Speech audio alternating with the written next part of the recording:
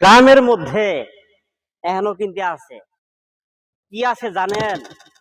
ছোটবেলা যে সময় বাথরুমে চাপ দিছিল, এই সময় কিন্তু এ আরা ওই আরা ধানের ক্ষেত, পাড়ের ক্ষেত, বাসারা গেছি।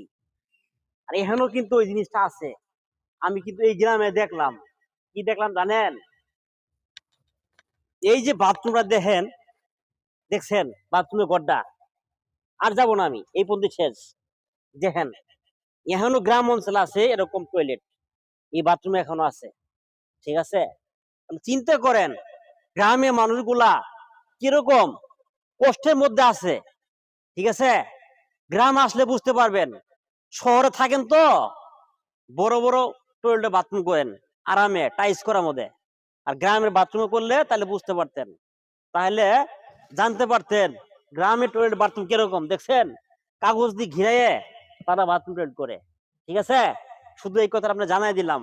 আপনি দেলা আছে কিনা অবশ্যই জানাবেন।